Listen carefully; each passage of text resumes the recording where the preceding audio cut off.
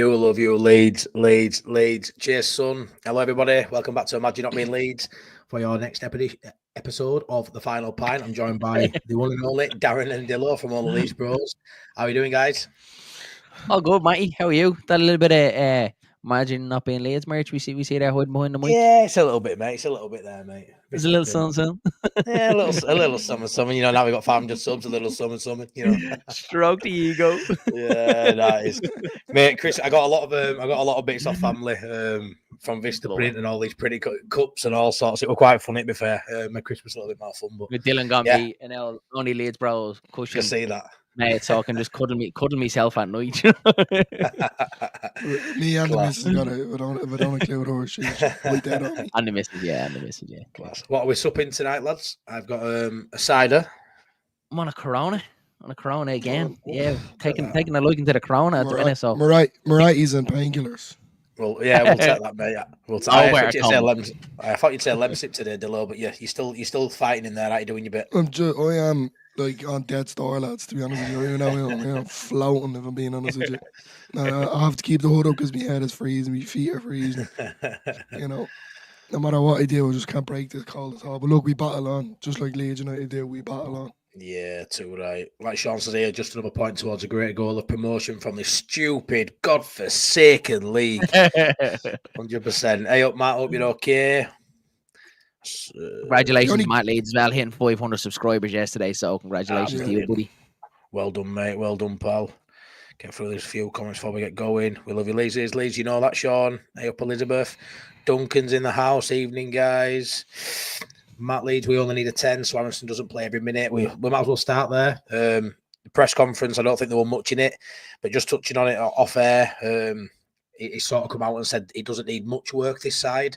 I think a few Leeds fans are losing their head over that, saying it means we're not going to do anything. I think he's going to keep his cards close to his chest, lads. And to be fair, if I'm honest, he doesn't need much work. Take it away, boys. Yeah, look, I agree somewhat, mate, 100%.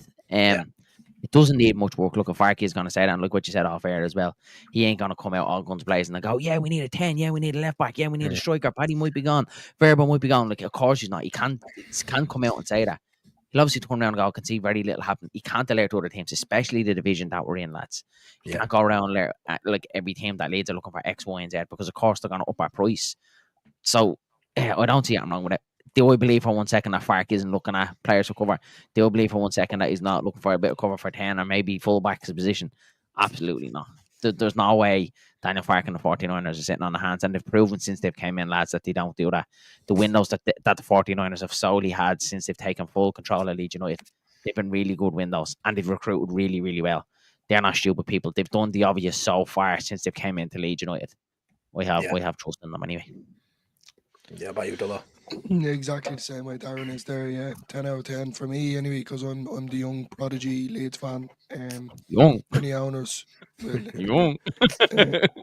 All the Leeds owners in the past, just made a balls of it completely. Rad Razani, fair enough, he got Bielsa and done everything.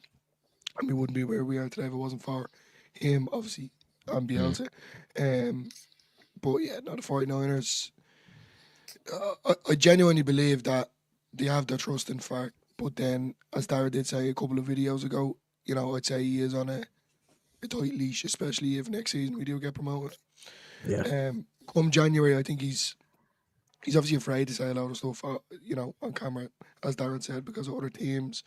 He might get in trouble by the board in general, anything like that at all. So, yeah, look, time will tell. I think there's a lot of noise at the minute around Junior Fairbow, Patrick Bamford, so look, if them boys jump ship, definitely going to have to commit and replace them players, but as well as that with a 10. And to be honest, I'd be going there for a right back as well, if I'm being honest. Yeah, I think, like I say, he's going to keep his cards close to his chest. He's not going to give too much away, but I think we all know there's a bit of work that needs to be done. I think there might be a couple of exits potentially. Your Bamford, your Geldart. So he's gonna have to look. It's quite a small squad anyway, as it is. But even like Vogel as well, mate. We see Vogel down as well. Like a lot can happen in the January window. Yeah. I can't see it sitting in hands. There's no way in the world what he loses in the press conference. There's no way he's sitting there going, "Yeah, nothing's happening." Leeds United will have their cards very close to their chest, like what you said. They will be thinking exactly what they need and going the other way as well, potentially what they can get out the door. The likes of Gelhardt. Bamford is obviously a big conversation whether it happens or not. I don't think it will, because I think he's probably happy enough making his 40, 45 grand a week sitting there on the bench. So the January window, like the summer window is silly, but the January window is even more silly, lads. It's so hard to get any work done. And it probably will come down to that last week or so. They'll probably do absolutely nothing until it comes up to that last week. Mark this, and then they'll probably go get 1 or 2 in. So that's my thinking. 100%, mate. Nail it, Ed. I think Richard said that 9-10 and a full back cover is probably where we need to be looking 100%. But like I say, we'll have to see how it goes. But just before we get into the Blackburn game, as most of you know already, we're sponsored by O'Reilly's Autographs. It's hiding behind Dillo. I ain't messing around trying to take it in and show you. But yeah, all right, not as professional as Darren, but O'Reilly's Autographs. Go check him out on Instagram. He's sponsoring both our channels for the month of January.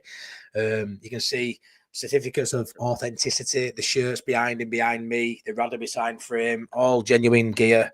If you use the code the Final Pint, when you message him, you'll get 10% off any merch order you have in January. So yeah, it's helping out a lifelong friend of mine, a new friend of Darren and Dillo's, but hopefully a lifelong friend for them as well. So yeah, stuff, really good stuff. Yeah, it really is. Steady stuff over there. Yeah, good stuff. So right then, Blackburn. Frustrating night. Can we just keep talking about anything else, mate? I was enjoying this conversation. We've got to go for it. Oh, imagine this. Oh, Bamford to Real Madrid. I love it. But yeah, so the lineup. I've got to start the lineup. I think I called every change on my preview. I thought Ampadu might come out, but it was probably the biggest talking point. We'll get into the game beforehand. But what were your initial reaction to the actual lineup, lads? Yeah, Ampadu was the surprising one for me, Matty, to be honest. I think the reason why myself and Dylan had the conversation on the build-up was because there was a potential there that he would be rotated. I didn't think Farke would have the cojones to do it, because how big he's talked up Ampadu in the past, and also how well Ampadu played against Stoke and Derby as well. Like, his forward passing against Derby is something we've never seen from Ampadu before. The most progressive passes in the team, which I thought he was outstanding against Derby. And I didn't think he'd drop him. I thought it would have been him and Tanaka and Rotwell, and I didn't really mind it either one. It obviously wasn't Ampadu. Ampadu dropped down to the bench. Yeah, so for me, looking back again, it's always going to be hindsight. When I first seen it, I was like, yeah, look at Rotwell and Tanaka. I've done it before. They've been great at home at Ellen Road. They can do it for us. So it wasn't really like, oh, this is burn everything down kind of situation. It was kind of either one, but I was just surprised that he didn't go with Ampadu. But looking back on hindsight, it was probably the game for Ampadu, just to push everything on. Don't think Rotwell was at it. Tanaka was kind of below par as usual self as well. But it's always going to be hindsight, isn't it? If something doesn't work, 100%. Farke should have done the opposite of that. 100%. I mean, Dillo, when you think of us playing at home, and I know Blackburn, I know Muggs, and we know, we'll touch on Eustace quite a bit in this stream, I think. But at home, you expect us to have a lot of ball, which we did. You can see why Rothwell came in, and especially with Ampadu having quite a bad injury that it's only just come back from. He's played a lot of minutes quickly. Fair play to the lad. There were no before the kickoff. Before now, we can look back with hindsight. It wasn't a bad. For me, any two of them three can play midfield. Would you agree? So it wasn't a bad move for me before kickoff. No, definitely not. Going back to the way the match went itself, I got very similar to. It feels like Sunderland, but we played like we did against Burnley. Yeah. That's the way I look at it. But going into like the stats there, like they had 4 shots, 2 on target, and they got to go. We 12 shots with 4 on target. So it just goes to show that the difference, the amount. So the chances that we did create, we were all over them. 70% possession. Some lads weren't really on it. As Darren said there, Rotwell, he was up and down. Tanaka was below par.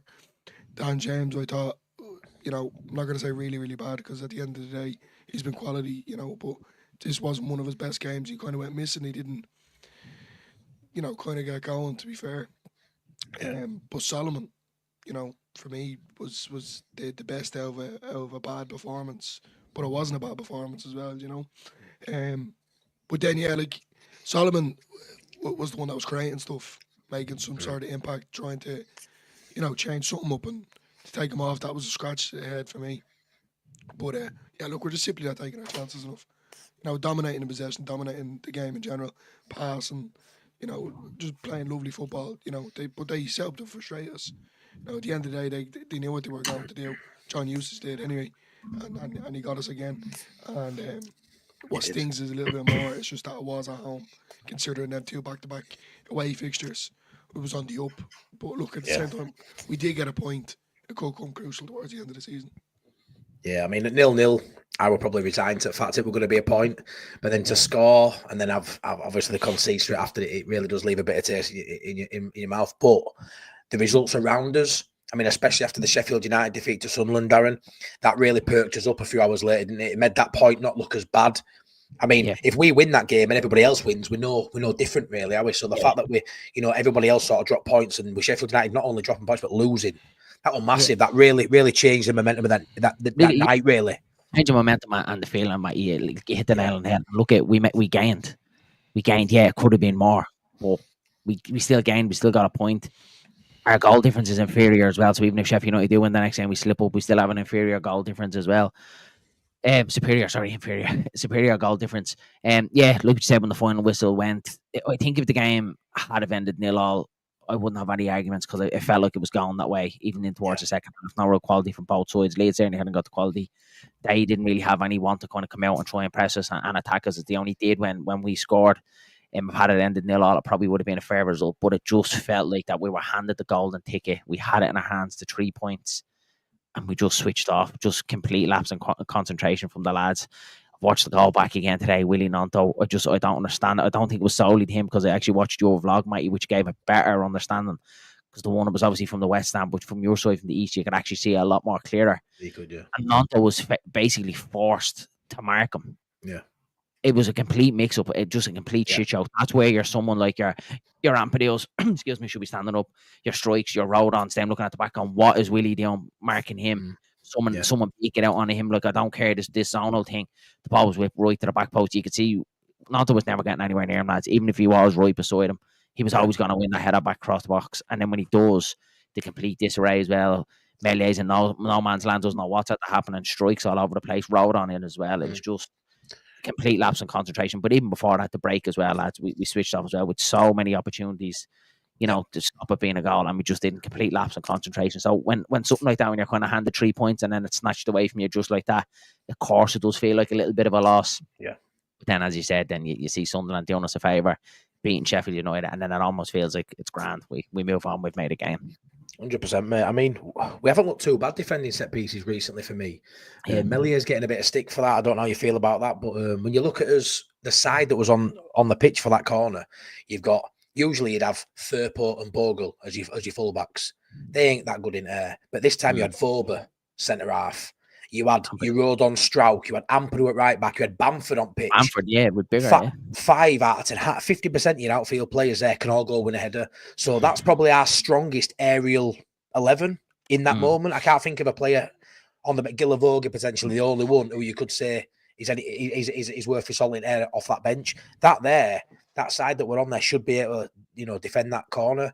Melié's getting a lot of stick for not coming out and commanding his box and moving about a bit too much. I do feel like that's really harsh. He's tall, but he ain't that tall. If you look at the height that ball came in, whipped right to the back post, there's no way he's getting anywhere near that. Harsh, if he does come out and misses it, then he's getting even more stick. It was just one of them where it just completely flat-footed Meslier. There was nothing he could have done about it, lads. Like, genuinely, he was in no man's hand. It was such a scrabble as a goalkeeper there. You have that many bodies around you. There's a ball flying this way, the ball's coming back this way, there's ball bouncing everywhere, and all of a sudden it's in the back of the net. It's very, very hard to react to that. To me, it's collective. The whole lot of them have to look at themselves. Meslier, the defence, for not originally sorting out in the corner. Concentration, get your heads on it. Nothing's won here yet. It should have been better. It was schoolboy defending. You see it all the time, don't you? Like when a corner comes in, you're sort of ready for that first ball. When it gets headed back in or hit back in, it's like trouble. It causes trouble. Total chaos in defensive. He kind of switched off though. He kind of. You have your man. You have him tight. The ball goes over your head. You immediately have to turn your body. You have to lose and split your man. Your man can make a run in behind you. It causes. That's why a lot of teams for so long in the Premier League always try to hit that back stick first, or someone to head it back across. You always say head it back across goal, and that's exactly what he done. And complete mess. Do you think? We'll touch on the game beforehand, but do you think the penalty was a penalty? Yeah. I think Premier League it's given. Yeah, but a soft one. You think? But soft, yeah. I think it was a penalty. They're given nowadays, mate. Like, and I tried to think about this to shoot on the foot. If that's given against us, I'm saying the same thing. I'm saying it's soft, but they are given nowadays. Like, in theory, you don't want to see them giving it. Good up and get on with it. But nowadays, once there's any sort of contact in the box whatsoever, you bet your bottom dollar in the Premier League, that's 110% a penalty. So, yeah, like what I said, it was a lifeline that we didn't take in the end. Blackburn fans obviously feel that it wasn't a penalty. They obviously feel that justice was done, that they nicked the point. That's football. I think another reason for that is considering that the amount of shots that we did have, for us to finally get a goal or to get the 3 points that we should have got, it took a penalty to do it, which it shouldn't have, and not being smart. Like, should have been 2-3-0 up by then, the amount of chances that we had. Yeah, 100%. But I'd say that's another reason why they're whinging about it. I'm just getting a few of these comments, lads. Mellier yesterday, no mistake by him. I didn't think so. I like from Scooby. Some folks, if they drop their ice cream, they'd blame Mellier. It's true, isn't it? He's one of them. He's a scapegoat for a lot of things. I wouldn't blame him, but definitely it's a collective, lad. It's a team. He was in no man's land. Team effort. Yeah, no, really well. But the whole lot of them all the defenders, they were all in no man's land. The whole lot of them. I don't think it would have been. It's soft. He won the ball. Judge went down with momentum. Yeah, I mean, if it is soft, if he actually hasn't caught, he could have killed him, mate. For me, it ended his career. Oh, mate, if it's a soft one for me, then he's wise above his years, because at full speed he did well to make that look like a penalty, because I've seen it back a couple of times and I really can't tell. You were in the ground, Matty. Initially, it looked like a pen, mate. Stonewall, and it's my side as well. When I was looking at, and at full pace, it was a stonewaller. It was a stonewaller, Paul. It really was. But yeah, I've looked back and I still, when you look back at something, you still can't decide. You've just got to give it to ref, aren't you, on that one, and just say split decision. If you're still looking at a replay and still aren't too sure, you've got to give it. For me, it was a penalty. You got to go with referee's decision. Need to accumulate points without being at our best, and accept there will be games where teams will be scrappy against us, get something out of the game, even though, 100%. I mean, we say all the time, you can't win every game. I've been more annoyed this season at the away form, because I want a pattern to that. I've said that in my videos, is that they want a pattern. People are generalising and say it's just a game, but it was more than just a game, because it was happening in games. At home, it is just a game, and we still got a point. And let's be fair, we probably didn't deserve to win this game. And I've had a lot of comments on my videos today, lads. What do you think about this? Saying it's anti-football, and Lord Shiagorath, who might come in later on, he's really against that sort of football, and I wouldn't want my team to play that kind of football. But there's more ways to win a game of football. There's more variants to just playing that. You don't have to play attractive football. Everyone plays out from back now. There's other ways of playing that can still get you points. Ultimately, we had our possession. We looked more likely to score, but we still come away with a point each. And that's 4 games now against a John Eustace side. Birmingham, 3 against Blackburn, all with inferior quality to us. And we've only scored once from a fucking penalty. And they've scored 4 times. Like, yeah, they're not knocking us out of the park, but the way he sets up, it's effective. If you haven't got the quality, you can nullify someone. Why would you go toe-to-toe with Leeds United, boys? Why would you go toe-to-toe? But that's about you. Like, we obviously spoke about it again off air. Sent it it's a second tier podcast, so people in the chat might have seen it as well. They always speak about Leeds United to get the clicks. But they did turn around and say, and it's what we've been saying as Leeds fans, that's what teams do, lads. Teams come to Elland Road and completely change the way that they want to play against Leeds. Some's playing ultra low block, some play mid block, or some just set up really solid, and that's what I felt Blackburn did yesterday. I don't know about you, Matty. Again, you were in the ground, but for me, I don't think they were very ultra defensive, Matty. I don't think they sat in and did this whole low block or mid block thing. I actually did think they did try to come out. I just thought they were really, really solid, very well organised. They were good. I have to give them their flowers as well. Every side, even look at Sheffield United, lads, when they came to Elland Road, supposedly our main rivals, they changed the way that they played as well, as they went to 3 at the back with the wing back as well. They completely shook it up. Burnley as well, completely as well. They sat back in as well. They played a low block against us, totally against the football that they play. Every single team that have came to Elland Road this season have changed the way that they normally play for one game against Leeds United. So that tells a lot, lads. That tells its own story, that they know that's what they have to do to pick up points. You'd be mad. It's nearly insanity if you go out and play an open, expansive style football against Leeds, because you know that we have the quality to get in behind to break you down. If that was me and the shoe was on the upper foot, and we've done it for many a year, lads, when we were mid-table championships and we were going to go up against the superior sides in the championship, the Norwiches at the time, why would you go there and be open? Why would you leave that risk when you can be solid and try and hit them on a counter attack? That's the whole point of football. It's tactics. I know some people say it's anti-football. Yeah, like, it is what it is. But for me, yesterday, I don't think it was anti-football from Blackburn. I actually just thought they were a really, really very well organised side. No, that's fair. I mean, what you think, Dillo, but I agree, Darren. It's not like there were 2 banks of 4. The midfield were in midfield, the defenders were in defence, but they all knew the rules and they all stuck rigid to their individual rules. It's not like, apart from that, towards the end of the game when we're throwing stuff at them, Darren, they did obviously retreat and sit back a little bit, but it weren't all game with 10 people in the box. It weren't like that. They were all in the positions. You could see the 4-2-3-1 formation that they were adopting, and they were just all really structured and really good in their own roles. So I do disagree with the metric that it was just an ultra low block. It wasn't at all. Maybe a mid block. However many blocks it is, I don't fucking know. But they were defensive, but they weren't ultra defensive like I've seen some sides play this season. Semi-block. So for me, I thought they did a really good game plan. They executed it well, and you've got to say they executed their game plan better than we did. Exact same as the home game last season when Smolak scored as well. It was the exact same way. Carbon copy, exact same way he set up and all. Wasn't a mad low block, and they hit us on the counter attack and gets the goal. Blackburn can play whatever way they want. It's up to Leeds. Exactly.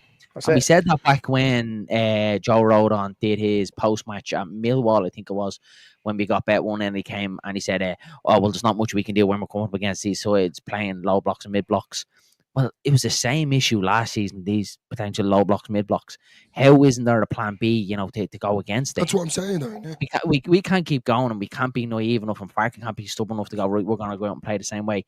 We know they're going to do X, Y, and Z, but our football is going to come up with it. Like, there has to be a shake-up. Go out and start like that, but you could just see after the first 10 minutes, Danny called it, that was in our watch-along as well. You could just see it. You could see exactly what way the game was going, and Leeds, we didn't shake it up. No, right, put it this way though, like if people keep making it, there's not excuses, but like it's the truth when we do lose against teams like that. And when I was saying it was the low block and a player done this and a player done that. Like, imagine if we did have a plan to break down that low block. It miraculously just beat teams. We'd be well ahead in the league.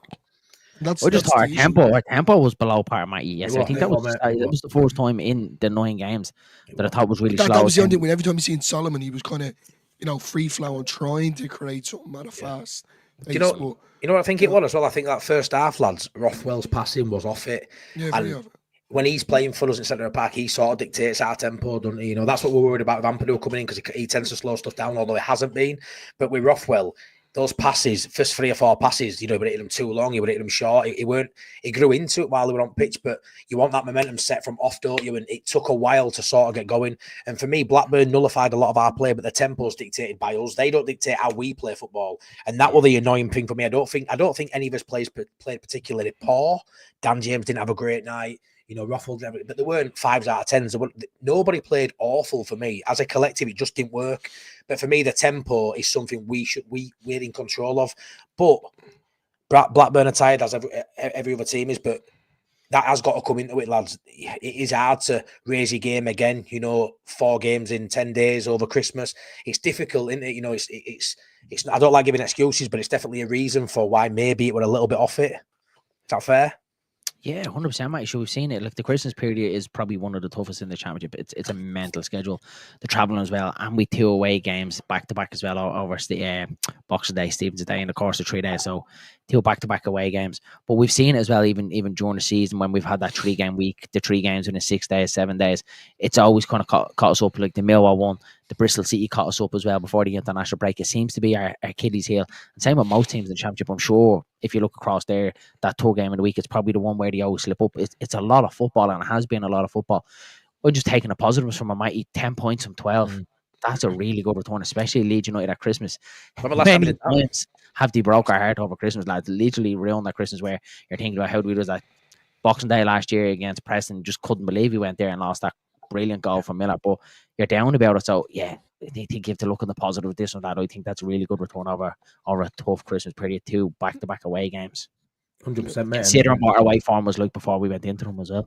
So true. As well, though, when Solomon was creating something, and then when he was taking off, it was kind of in the second half, when he did bring Bamford and whoever else he brought on, it was kind of like panic mode was activated. Someone did actually say that in the chat, and I watch along, and it clicked with me. And then all of a sudden, everyone was trying to create something at a quick tempo. Sure, it's too late then. Yeah, no, I agree. You know what it is? A lot of time when we need that. I mean, these games we just bash out 3-0, 2-0, steady, boring, whatever you want to call it. We just naturally walk through a lot of games. The games like this, you end the game and I don't know what formation we're playing. And that's when you know it's a little bit wild. We saw it a few times last season. We've seen it a few times this season. And you look at the subs and you're like, what is going on here? You know, they take a defender off and throw a striker on. You're looking and it's all out attack, which is great when you get the goal. But then when there's still more, you know, moments left in game and it's stretched, then we go and concede one. So sometimes those tactics he adopts are brilliant for getting a goal. But if there's still time left, you're always going to be, you know, suspect to maybe conceding. I'm not saying that what reason we conceded, but it would a breakaway in a corner that those things happen. And we should have been able to defend that. But like he doesn't have a plan B as such. It's sort of just chuck everybody on who's over 6 foot or who's a striker and just go do something. I was watching from top of East Stand and I'm trying to see what's going on. It's just all out gun ho. Like the rule book's just been ripped up and sometimes it can be a little bit jaded and nobody sort of knows where they're supposed to be and what they're doing. Bringing Willing onto one, and I mean, when did they're all on top of each other, mate. And the only time I remember it worked was against Norwich when we were 2-0 down last season, and same thing going how chucked all the strikers on, and Vark was a genius, and we won 3-2, pure brilliance from Somerville in that game. But at times I do just feel like everyone's on top of each other then when he does that. Like that, there's no real formation. Everyone's all over the place. You don't really know where they're playing. Nanto came on and was at one stage, it looked like he was playing centre mid as well. It just looked a little bit all over the place. And Aronson then was out on the left-hand side. And it's like what you said, Matty, and was a brilliant point when I was watching their stream last night, is that we have this narrative that wingers can't play the 10, but the 10 can play a winger. But Aronson is certainly not a winger. That's what I don't understand. I don't understand it. I mean, they moved it around, didn't they? Ended up where you had Tanaka being the only midfielder. It was like Danny said it as well. I think on your stream, it was like a 4-1-3-2, and we ended up where Aronson were on left and Nanto were in 10. But like I said, how can we have it where a winger can't play at 10, but a 10 can play at wing? I mean, if you're moving Aronson out on left, why didn't you just leave Solomon on pitch? There were loads of little stuff he could have done. Leave Pido on, get Bamford off, Ramazani. Two strikers for the one player that actually was creating chances was mental. Why didn't he just leave it? Why didn't he just leave it? Why didn't he just bring one on, leave Solomon on, see if he could create? Because like that, Solomon looked dangerous the whole game. Pirro wasn't making the runs into the box, and even the ball from Solomon across the box, it was lucky that it was Dan James actually on the end of it. It looked closer than what it actually was, because anyone else on the end, Dan James actually made it look like a good chance because the pace that he runs at to try and get there.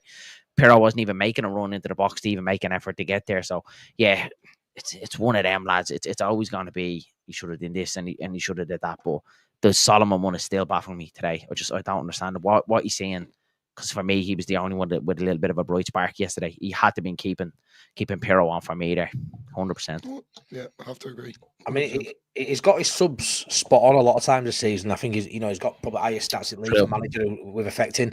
So he's allowed an off day. Luckily, an off day wasn't a defeat. But yeah, it's one of them where there was it wasn't just one dodgy sub. There were a lot of moving parts to those, those subs he made, like you say, Bamford, Aronson out at left. It was just very messy. And I know you've got to give him a bit of credit in terms of two of them were forced with his fullbacks. I mean, that really threw stuff through, everything into motion. But what I'd like to say with that is Schmidt, left back, right back, both injured. You've got a centre half who's brilliant at left back. Don't get me wrong, but you've got a centre half now playing left back, a centre mid who's second position centre back now playing third position at right back. Schmidt sat there. What the fuck is going on? What's he thinking? What's he thinking in his head, mate?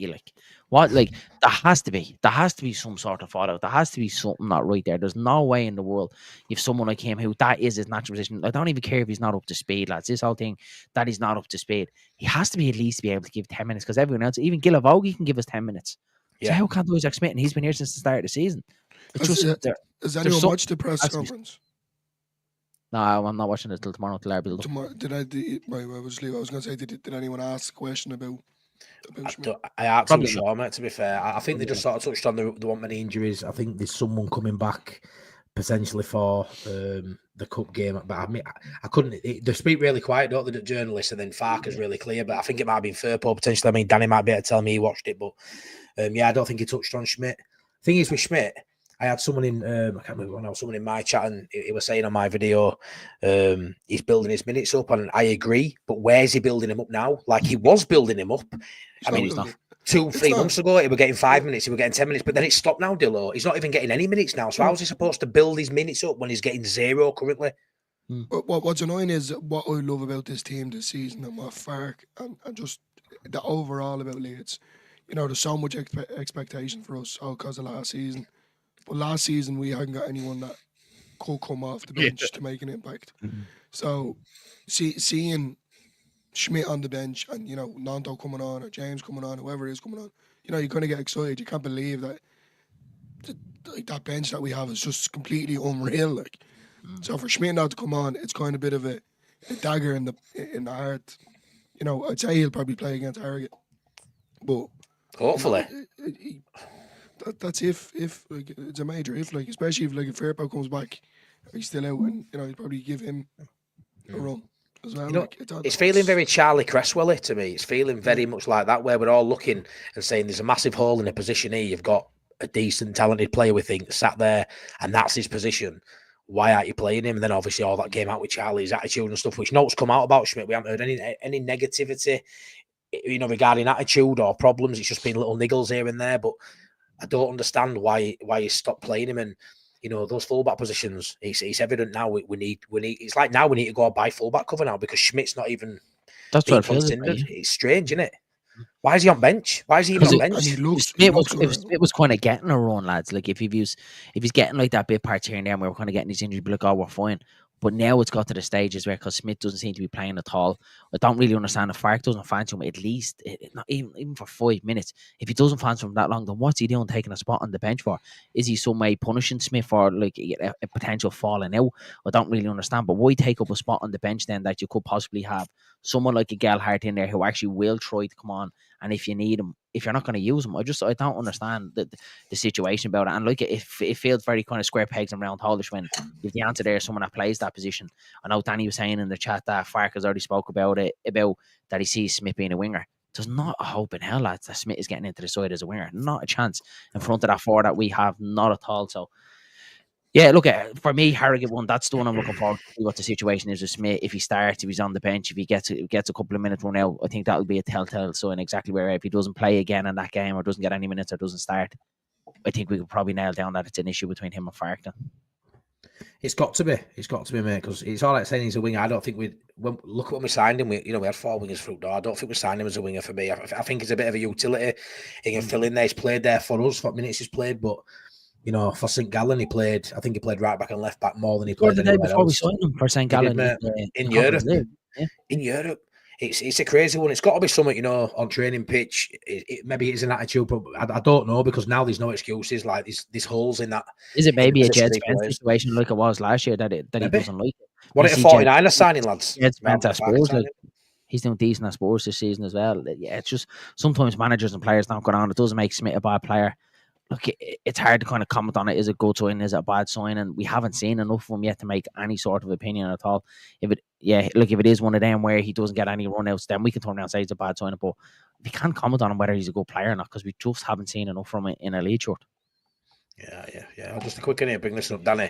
But it was Gruev they were talking about. I think Danny, like I say, the journalist right at the beginning of the press conference, we'll see it tomorrow when you watch it, lads. The journalist, you could barely hear him, but then Farker comes out and says he's almost fit. Give them a mic, mate. Oh, why mate, can't he just pass it?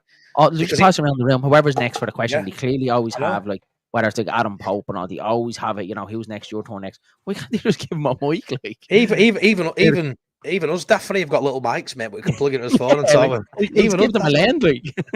Honestly, but see, one of them asked about a certain player, and he said he's back training now and he's available. Probably not for this game, but definitely for the FA Cup game. But he's still got a chance for this game. And I'm thinking, must be Firpo. Danny's just said he thinks it's Gruev, which is, if that's true, that's madness. But he's fit. He's fit for Harrogate. Whoever it we were talking about, which it must only be Firpo or Gruev, is back for Harrogate, definitely, potentially this weekend as well. So yeah, I'm not too sure, Danny, if that were right, but hopefully it is. That'll be a big shock. But like I say, you could not make out in that press conference. If anyone else knows, let us know. But could not make out what the journalists were actually saying. My favourite player at the minute outside Sam Byram, Dan James. Not his best game. How do you feel? Would it just not the game for Dan James in terms of the want not space behind? I do think he's a better player now than just that. He can stand up a man, he can beat him, he can do that. But it seemed very early on in that game, it wasn't the game for him. And like we said about taking Solomon off, who was head and shoulders above everyone on pitch, you'd have took Dan James off out of the two personally, wouldn't you? I would imagine. Yeah, I think so, Matty, 100%. But it wasn't like it was one of them games where Dan James wasn't getting any of the ball. He actually still was getting into positions, Danny. And this is what pains me to say, because it really came to like DJ. it was his end product, mate. You would have known more again being at the game. There was one cross where known around him, he smashes it clean over the bar. He looked very disappointed himself. He let him away one. He done it again a couple of minutes later, blazes across wide as well. And then he kept tucking in on that left foot, doing the same thing, cutting inside on the left foot, and just a dinking little floated pass. There's no way in hell that was ever going to work. No. With the back line that they have. You're never going to get anyone like Pirro on the end of that. It just looked like it was never going to work for DJ yesterday. I just think he had an off day. I just think it was just one of them. And it was back to the DJ that, we seen that season under Bielsa. It was just his end product for me was just, it was off yesterday, and it's not something that we've seen over the last couple of seasons. It's been better than that. How to add to that? Yeah, look, I think he got the starting 11 wrong, but under the circumstances, the way Dan James has been playing, you could not play him. I feel like he's just, to be fair, he's allowed an off day, lads. I think he's been very consistent up until now. Even to be honest with you, you'd assume Nanto and Ramazani would be the main starter. So, yeah, look, DJ's quick. Maybe it wasn't the right game for him. Obviously, Boger got injured as well. That partnership between the two of them is unbelievable. Fark did say it in the press conference. Fark alluded to, and you'll know, again, going to watch it tomorrow, the Boyram and Bogle one. Obviously, Bogle's meant to be a dead leg. Boyram's meant to be breathing. Did he allude to that to be all right for Hull on Saturday? Does anyone know? Not sure. Not sure, mate. Danny might know. But sure. Yeah, look, it's going to happen, mate. We're going to lose more games. I think we all need to just accept that. But yeah, it was a bad day at the office. We got a point. That's the main thing. That's why I'll be taking it. But Nanto hasn't been up to scratch either, to be fair. I think he's very... mate. I feel like there's a bit of greed off him or something. It's just something about him that maybe he's trying too hard. I don't know. It's weird. That's when he came on. I thought he tried to make things happen yesterday when he came on. Yeah, he got a lot of ball, Darren. He did. He got a lot of the ball. He was trying, but it's just not working for him at the minute, is it? But yeah, he was actively looking for ball. He probably got more touches in that last 20 minutes than anyone on pitch, if I'm honest. Yeah. But yeah, it's not. I don't know what it is with him at the minute. It's just not working at the minute. But as Darren did say, taking off Solomon, someone that was creating something in that last 10 minutes, that game was crying out for Ramazani to come on. And it was only until Darren said it, now's the time to make. I know he genuinely thought he would have, and he didn't. It would have just injected that bit of life into the game, because he is that type of player that has that, stardust about him that he can kind of create. He doesn't necessarily need to, kind of knock the ball around. He can go at the wing backs himself, So that was another thing that annoyed me as well. But look. Yeah, it is what it is, mate. How did you feel Pirro did? I mean, my thoughts on Pirro. I think he deserves to start at the minute, but it's one of them, innit? Like I said it on my video earlier. If you know in hindsight we were going to be 0-0 at 70 minutes, you'd have benched Pirro, you'd have benched Solomon, you'd have benched James, and you'd have brought them all on like the Derby game. Yeah. But for me, the Derby rotation were fair, but this game had to go back to Stoke for the Stoke side for me. The lineup were perfect, it was sound, but like I say, if we don't get that early goal, and then it becomes fairly comfortable. If we don't get the early goal, and then, his bench still looks strong. That bench looks brilliant, but they're not as impactful, those players off the bench, as James, Solomon are more impactful than a Nanto, a Bamford, a Joseph. We know that for a fact. And the problem is when Pirro's on and he's not in the game, he didn't play bad. It's just weren't a game for him. They couldn't get him in the game.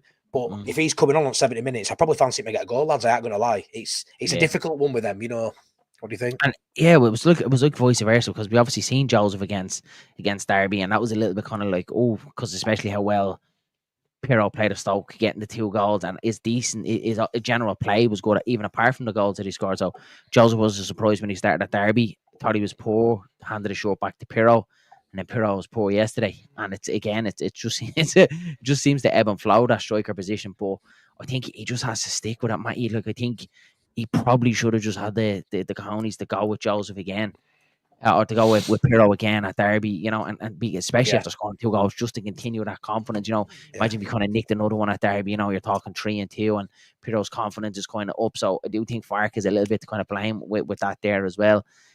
Yeah, it just hasn't worked. It didn't work again yesterday, and it could be anyone against Hull. It could be Pirro or Joseph. It's anyone's going to toss up again. I love rotation, lads, and I think every position other than centre half really you can rotate.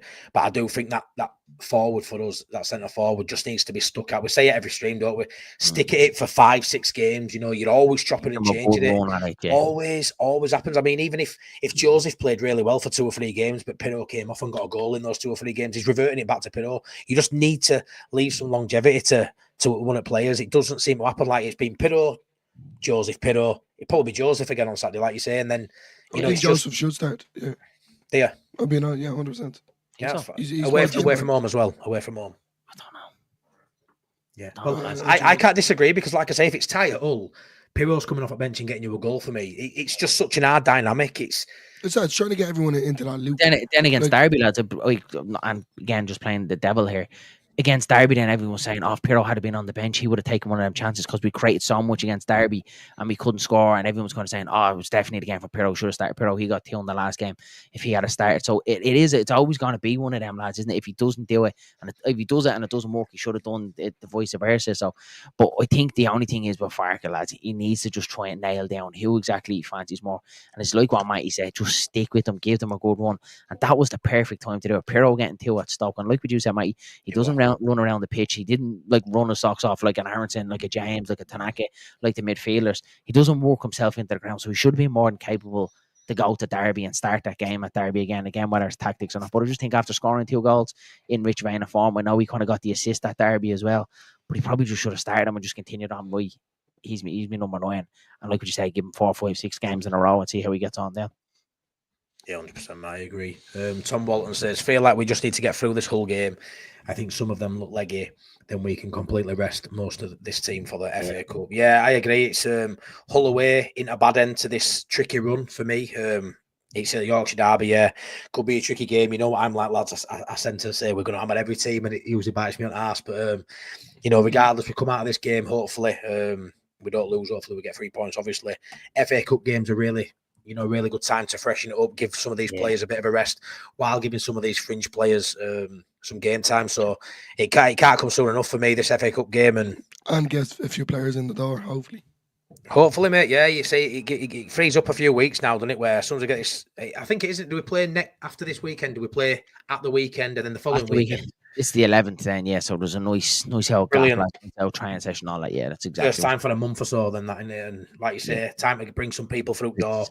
It's Hull Saturday, Harrogate, and then it's the following Sunday. Then I think as well. So there's a nice Wednesday. Yeah, nice old stretch. Is Harrogate the following Saturday?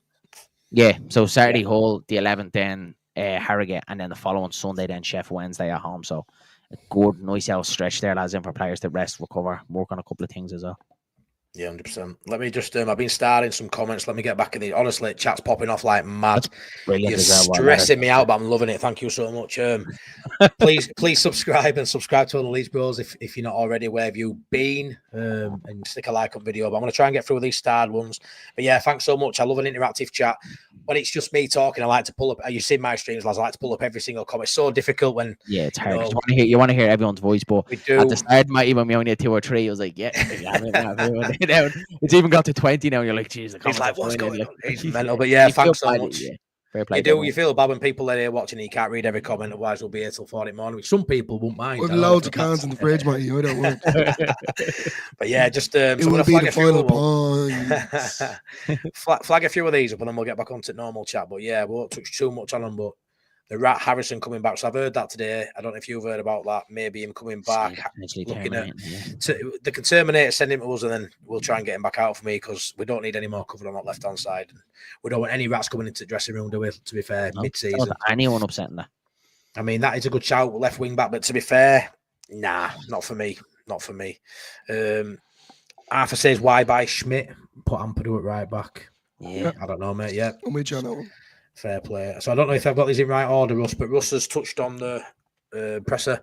So Daniel, Farke on Schmidt in the Blackburn game situation. I was already thinking about changing to a 3-man formation. I wanted to have my captain Ethan on the pitch in this difficult game.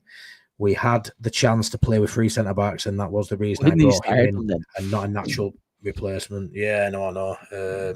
Daniel Farke on Isaac Schmidt. I like Isaac Schmidt, who is more of a offensive-minded fullback and can't play as a third centre back. Yeah, but he's all right as an offensive fullback. That's what we wanted in that. But that's what we wanted in that game, though. And we wanted, rather than having Ampadu, for me, I know what he's saying about another, but why did we need? He didn't play as a 3 centre half. No, he didn't do that because Ampadu did go. He played as a right back. He played as a right back, and Volber was playing as a left back. It wasn't a 3. It technically had 3. Well, he technically had 4 centre halves on it. But for me, an offensive fullback is what we needed in that game. When you lose Bogle, put an offensive fullback on because that's what Bogle is. Like that's a bit of a weird point, to be fair. Daniel Farker on Firpo, he's not in team training yet, but I hope after the whole game that he will return back to training, perhaps even before the FA Cup. Maybe that's him. Maybe that's the player I were on about then before the FA Cup game. Michael says Farker made references to Schmidt's levels in training needed to improve a while back before he was injured. Yeah, I did say that, Michael.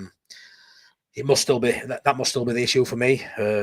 Because his minutes that he was getting around that time when he made that comment have diminished. Really, he's not getting anything now, as we've touched on. So I agree with that. And Russ also says the Athletics' Nancy Froston said Bogle should be okay for Saturday. Now that's great news because when he goes off, I was panicking. Thanks for that, Russ. Much appreciated, buddy, letting us know those points. Because when Bogle went off, lads, I won't lie, I was stressing because as much as I love Sam Byram, you can't cut him in half. He's barely a full man anyway. He's stuck together with fucking paper mache, isn't he? Let's be fair. I love him to God. Oh my word! Honestly, if you could clone him, mate, I'd happily have one of them on right and one of them on left. But yeah, when Bogle went off, I was sweating, mate. Like I was so stressed thinking because he's been outstanding. He's probably been his best player in the last couple of games. To be fair, as Bogle. Very good. I've been quite critical of Bogle and how good was his tackle in the ground? I said I got a nice out roar now. Actually, that was unreal. That's what you want, man, ball and send them off injured, isn't it? Not even get yellow for it. He's massively improved that defensive game in these last month or so. He's unreal. I tell you what, when you see him, people laughing, mate, can you just pull it up? Let comments is just. What's that? Leather Sandals comment. Which one's that? It's brilliant. That one. That'd be a nuts there when you're reading it. And I just instantly, because I used to use Brill Cream, and I instantly just got the smell of it. Right, let me try and get back to these comments. Honestly, it's popping off here, lads. Darren, can you just take over these comments, pal? It's fucking. I love it, guys. I love it, guys. But yeah, Eustace did a job on certain players. Yeah, he did. He's honestly so underrated. Well, I say underrated. I feel like he's underrated by some Leeds fans at the minute, saying anti-football and stuff. But for me, I think he's a top manager, and I don't think he'll be a Blackburn long. Lads. I really don't. You think he'll get one of the top jobs in the championship? Say, I do. I know back when I dared about it, and I think he probably will do a good job. And if he keeps going the way they're going, he might sneak into the playoffs, which potentially God knows what way they're going to go. But he could get one of them top jobs, couldn't he? Even lower end Premier League. Yeah, I think he's a good manager. Yeah, I agree. This is off John Eustace, but this is a good point by Tom. Halfway through the season now, and I don't think he knows his best 11. I think he knows his best defence. His midfield now's thrown up in air. His wingers are swap and change. We still think he still maybe wants a 10 in January, and he definitely settled on number 9. So, yeah, that defence is settled, but outside that, I sort of agree with that point, Tommy. He ain't too sure, which don't get me wrong, we've got that many options. It's hard to actually pin it down to what his best 11 is, but because he doesn't tend to build up any sort of momentum in key areas to see if they can hold down a shirt. He's chopping and changing most weeks. It's quite hard for them to actually perform at a consistent level where they're not consistently starting in it as well. But yeah, I do agree with that. Predicted 13 points for the next 5. Well, that would be unreal, pal. Did no one got the right score yesterday, did he? No, mate, no. I'll never call a 1-1, pal. I'll never call a concede me. I had 3-0. Man, I had 3-0 and we put the penalty away in 89th minute. I still thought it were on. Like I'm just crazy, mate. Did you see my have you watched my vlog yet, Dillo? I know you have, Darren. Yeah. Mate, when they scored that penalty, man, I went, shove that up your ass. I just pop, and then about a minute later, I'm like, oh, shove it up my ass. What did you say to Priestley when Priestley's hair was sticking up in the peacock? Oh man, that was class. I said honestly, you could have gelled your hair for occasion. Then he tried to flatten it, and it got worse. But you're like a toucan. It got even worse. But it's just stuck up like that. It just honestly. Oh, good. I love that guy, but he's not seen a shower since '84. You know what I mean? He's absolutely legend. Yeah, he is. You boys rock. Don't go pro, please. The best thing is listening to true Leeds fans bantering and blabbing with passion, good humour, streetwise intelligence, and widely misplaced optimism. Yeah, thanks so much, Martin Cook. That's brilliant. That's really appreciate a comment like that, mate. Look at us, ugly mugs, mate. I don't think we're ever going to be able to go pro. Look at us, but nah, we just. It was a very, very nice way of saying, "Keep talking, shit, lads." Yeah, it was. I know we're absolutely loving it. Nice Comments like that it means a lot. Like Thank you so much.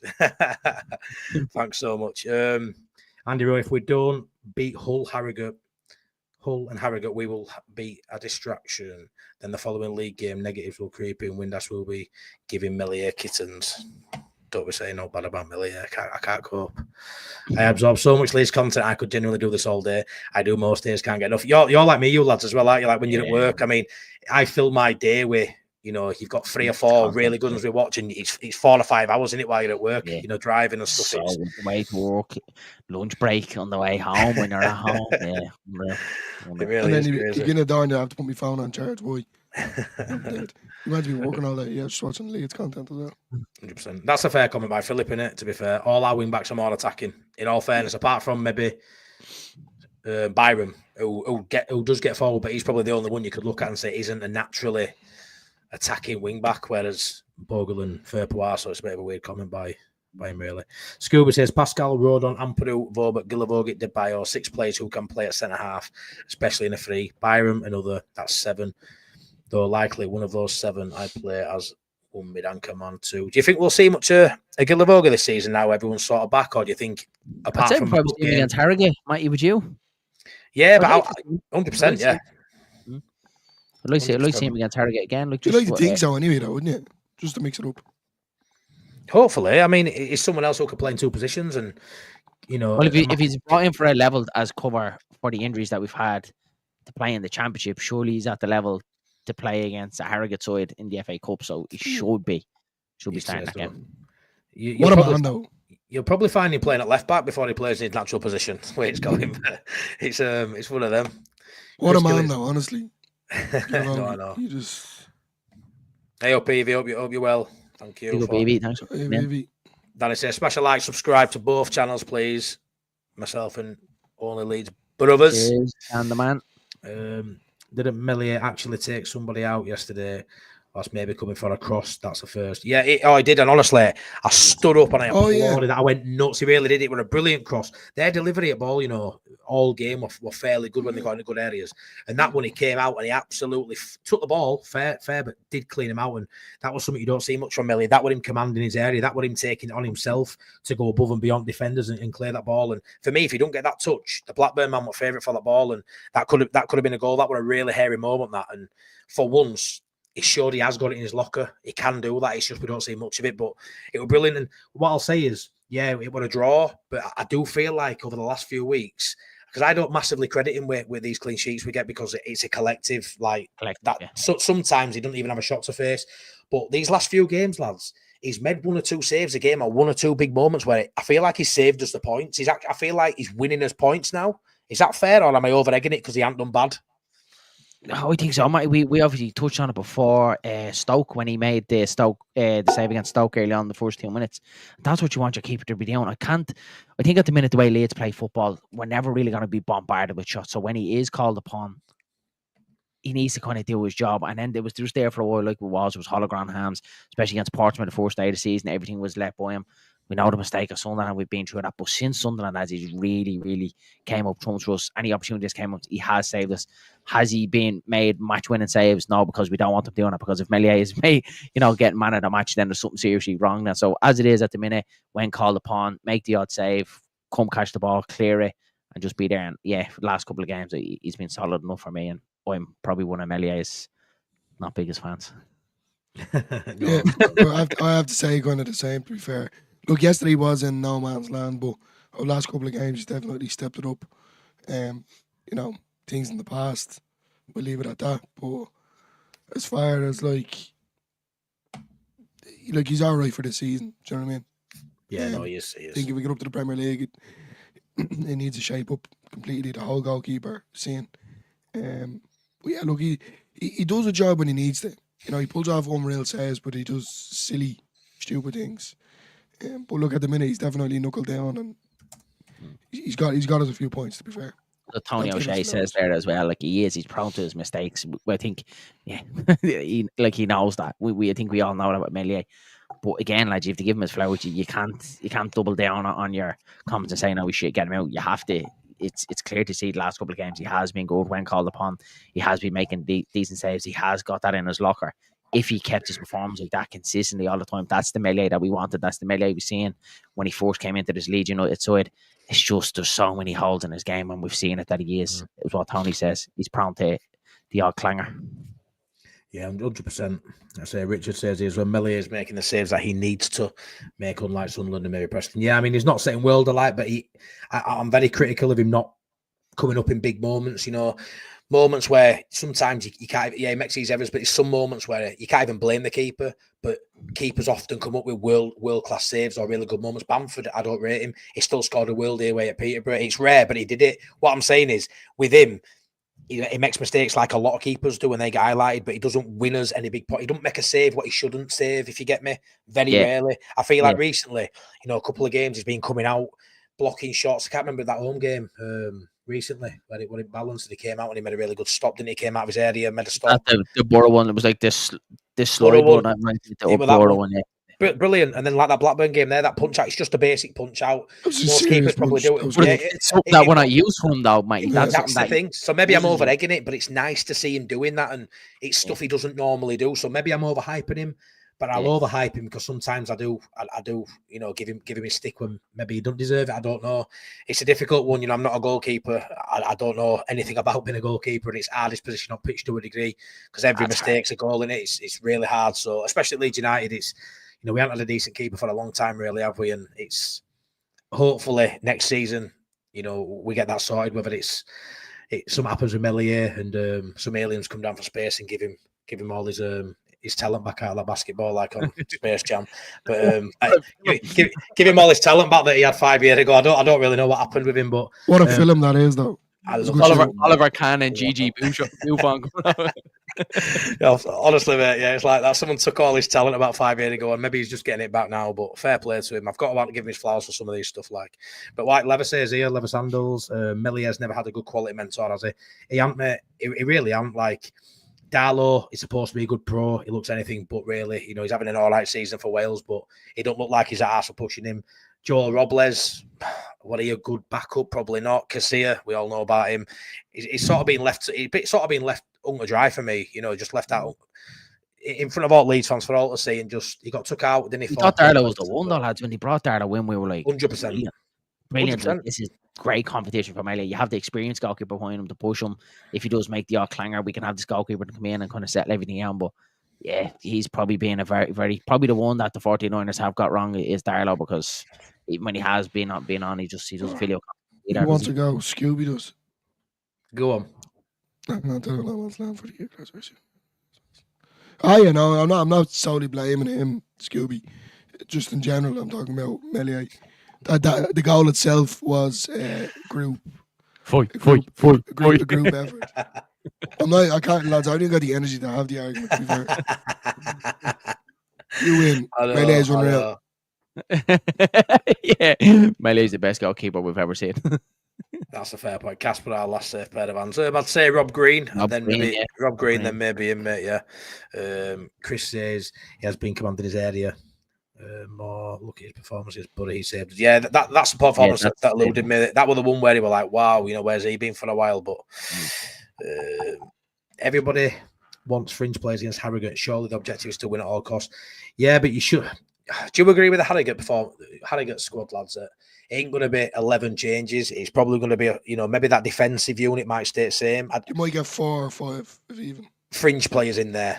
Yeah. I think so. I mean, what would your lineups be for that? Just while we're on, I know we've got a game before that. You could easily go gun ho, and you're gonna say, your Darlows, your Chambers, your Crews, your Gilavogies. You could say all them, but I don't think it's gonna be the lads. Like what you said, mate, he doesn't really like swapping it up too much. I'd say, like what you said, 3 or 4 changes to the squad. Like probably you will get a Gilavogie. You should be getting a Smith as well, but I can't see it being gun-ho. I can't see it being a complete revamp. You probably will see Darlow for Meslier as well. Bamford maybe up top. Other than that, can't really see much rotation, personally. Like you, So, like, Dillo? you'd like to think you'd get the likes of Gallagher and all that, wouldn't you? Though. If he don't get a Just game to- against them, it's. I think he's mental. on his way, lads. I think he's probably on his way. Like if it's already kind of gone on in the background that Gallagher is out the door, he probably won't be even anywhere near the Harrogate team. So Yeah, no, maybe not. I mean, we'll look ahead now to Hull on Saturday. I think it is. yeah, 3:00. I think they're outside relegation zone now. Out they won last week. They've lost again yesterday. But how do you see that one going? I mean, I've not looked into them yet. I'll do a bit of digging tomorrow before I put a preview out. But yes, as form sort of upturned now away from home, I don't think. Do you read much into that performance yesterday in terms of a knock of confidence, or do you think it's so out of character to drop points at home? It won't affect his performance going to Hull. Shouldn't do, mate. Surely after winning 2 on the bounce, tough one at Stoke, really good and got out of jail at Derby. Like we should really be making a 3 from 3 away from home. Really banishes them that away woes then that we had at the start of the season. We have to be beating Hull, lads. If we're serious of getting promoted, the tour from bottom, we have to be beating Hull, 100%. Yeah, I agree. We have well too much quality for them. We need to go back to making a statement. So I think that's too much. I think that's a lot. I don't think he's going to do that. Danny. Don't get me wrong. You'd love to see all them players. I think it might be too much, lads. Yeah. To be fair, I'm surprised if he shakes it up that much. Yeah, you'll probably see. Yeah, you'll definitely see. Can we all agree? Like, is anyone worried? Like, interested in the FA Cup whatsoever? I actually am. I actually am, mate. Yeah, I am. More over the League Cup. Yeah, no, genuinely am. I mean, a lot of people say we don't want, obviously, any distractions. I get that. But I do think a couple of rounds ain't going to hurt, if I'm honest. You know, I mean, that FA Cup game, it's sandwiched between 2 weekend games. This game in particular, it might change going further down the line, but you don't want a replay, that's for sure. Does it go to replay? I don't think we'll get one, but it is a replay. It's not penalties or... They change rules so bloody much with stuff these days. I don't even know. I think, didn't they? Be a replay, won't it? No, I think they changed it this season, mate. Is it penalties straight off? Yeah, they changed it because remember, because that was obviously they were saying that they were killing the magic of the FA Cup because obviously you have these teams that to draw the big clubs, you get your draw, you bring it back to your ground for your fans, or you bring it away for the money and stuff like that. But I'm really sure after changing, I don't think there's replays anymore. I think it's 90 minutes. It's extra time penalties. That's it overnight, which is a shame because the bigger clubs like that, lads, we were there, lads. Remember we were League One. We were loving like the Arsenal coming to Ellen Road and the big games, the Chelsea stuff like that. Yeah, which it's a shame. Shame there's no replays. Great for us at the minute, but in general for the whole FA Cup and the lower league, the whole pyramid, there definitely should be replays. That's a joy as well. Yeah, too would I can imagine being Harrogate and getting. I know we're playing in pre-season friendlies, but imagine getting a draw at Ellen Road and going back to your place. It's what it's all about. It's the romantic side of football. Imagine that players doing that. Highlighted our lives. Unreal. Unbelievable. Yeah, unreal. So getting back to the Hull game, Tony says 1-3 DJ brace and Pinot. I'd love DJ to get a brace. What I want to see, what I want to see from James now is not a slump in form. I want him to just see with a bit of an off day. The game didn't really suit him. I'm hoping and he comes back because I've called it last few weeks. He's been form player in division for me. So hopefully that can continue. But I think maybe it's getting to a point now where Solomon might just start nudging in front. Solomon's quality is sort of showing now, isn't it? Hull are missing a lot of players as well, apparently, which is good. At full strength. Just looking at their last 5 there, they've lost 3 and won 2 in the last 5. They've won 2 and lost 3? Yeah. Yeah, it's about where you'd expect, really. I mean, to be fair, that's better than I'd expect. 2 wins out of 5 ain't bad for them. They're 22nd not bad at all for them. In the league. So it should be a fairly straightforward one, unless I haven't got the old Leeds feeling for this one. If that's what you're thinking or worrying about, lads, so you needn't worry. I think Leeds will do this one. I think they'll do it well. Are we going to do predictions? I'm not sure, Chris. I think it's from the start now, buddy. It used to be after the 5th round there was no replays, but I'm nearly sure. I'm not a chance to have a look, but I'm nearly sure that's it. They changed the rules this season in the FA Cup that there's no replays because it's the whole thing of everyone giving out. There's too much football being played and blah blah blah. So this potentially why they've cut the replays over. 100%. Yeah, DJ's allowed an off game. He's been classy since coming back from his injury, says Chris Gill. Yeah, I agree, mate. And honestly, I don't even think he was that bad. I just think the gameplay just didn't suit his. I mean, he never stopped trying, did he? He kept going, yeah, he did. What I like about him, he's always first and have a shot at any opportunity. He's not greedy. He'll always deliver the ball. He's an ultimate team player, is Dan James, but he will have a go. And he scored some goals this season as well. Mate, he doesn't score a bad goal, does he? He doesn't score a bad goal. He scores some screamers, like he does. To be fair. He does, but hopefully... Still thinking that one at Sheffield Wednesday when Matteo Joseph played him, just that little dink. What a finish. And that describes Dan James, how much he's improved, because a couple of years ago, he's smashing that wide. Just to have the cameras, just a little dink over the goalkeeper. So he's allowed an off day. We all have off days. He had one of them the other day, but he'll be back for Hull. It's mad, when I look at the attributes of Dan James, I'm surprised that he's never really been adopted into like a right wing back, like in a back five, like for anyone in his career. It'd be for Wales for a little bit. Maybe. Maybe. I think for Wales he did a little bit, especially at his time at Swansea. If I'm not mistaken, some would be. I even think he done a little bit at Swansea as well. He played right wing back row when Ollie McBurney was there as well. But definitely for Wales, he's definitely played a right wing back there as well. Yeah, so we can brilliant in that role for me. Really would be. Not that I want to see him there. I want to see him in his position now where he's absolutely flying. But I mean, I said in one of my videos yesterday, I think it was, where it's dropping points yesterday. It might not be a bad thing. January's just started. I expect us to beat Hull. I expect us to beat winning FA Cup as well. And then hopefully going a bit winning the FA Cup. Win the FA Cup. But win that game in the FA Cup against Exactly. But I expect us, to keep knocking out wins going forward throughout January and beyond. But I feel that might not be a bad thing yesterday, because we're absolutely flying at the minute. Those away games have been happening. His own form's outstanding. You go into January, and how many times have we seen Leeds just not fancy doing out in January because I think they've got enough? And like Fark said in his press conference today, they don't need to do much. I think they have got enough. But like yesterday, they sat there watching, all 49. Well, there'll be a section of 49ers there watching, all making the little notes. They'll have the shortlist drawn up of people that want to look at, people who are interested in scouting people, that pay money to go around world to watch players. It's all there for them to push the button if they fancy. Yesterday, it was one of those games, like a lot of people says. I thought Aronson, we haven't really touched him yet. I thought Aronson did okay, but it was an hard game for him to create anything. Luckily, we had one bright spark. That was the game. That was the exact same. Brilliant against Stoke. But you needed that 10, didn't you? Yeah. You needed that shake up, that plan B, that option. Like what you said, mate. Again, it's no fault of his own because he's being flogged. He has to play every single game, every single minute, because we don't have any answers in that number 10 at the minute. So it's imperative, a little bit like Campbell last season, that he has to play every single game, every single minute. And it just would have been nice for that game like that yesterday to have that natural number 10. Someone just to come on that position just for a little shake up, because again for Aronson, it was just one of them off days, like them all. Yeah, he's up and down. As soon as he got a bang in the all did though yesterday. He was done after that. Yeah, that's the vibe I got. Yeah, no, 100%. He was good up until that.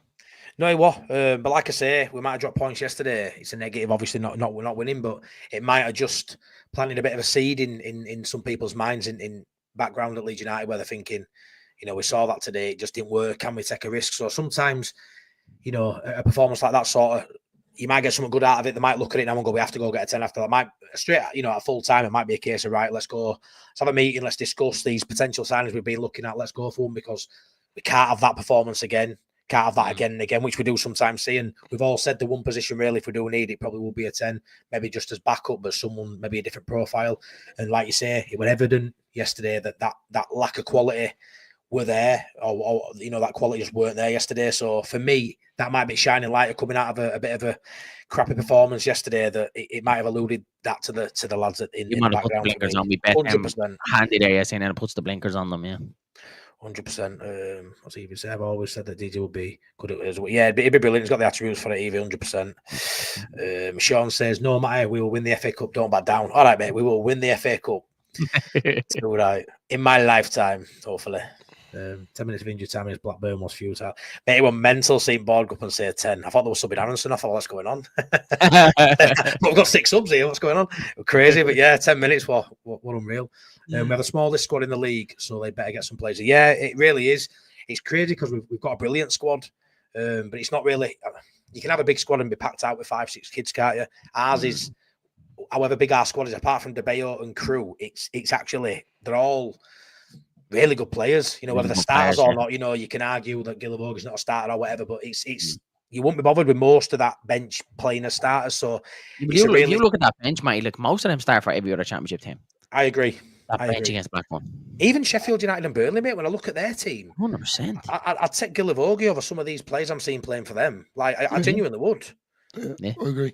I watched, obviously, you know me, I don't watch much football outside Leeds anymore. I used to watch everyone, but we're doing this as well. I haven't really got a chance. So yesterday I watched the Sunderland and Sheffield United game. And I know, obviously, Sunderland won. Brilliant.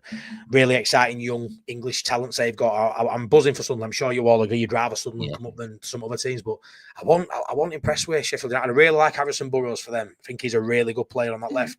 But I don't think they're that good, you know. I really don't. Without Gus, if they lost Gus Hamer to an injury, I thought Kiefer Moore's poor, Brewster's poor. I looked through that side yesterday, and obviously they've lost Harry Suter. They've lost Arblaster in midfield. Like, I think they might be on slide a little bit. I think so, but I'd look at Matty 100%. And it's Burnley. It's the Burnley the one that I'm looking at because the clean sheets that they're keeping, I think it's 7-0 all draws that they've had the same something ridiculous amount of goals conceded as well. If they go and do bits in January, if they can keep that solid foundation that Scott Parker has built there, they go like that, get a flair number 10 or a striker, because that seems to be the position that's letting them down. They just can't seem to score goals.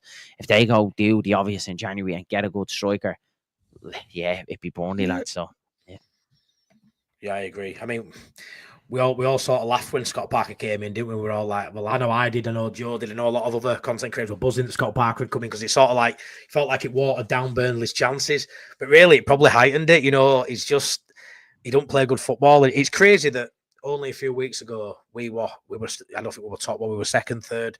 People were calling for Farkers, and they had the same at Burnley.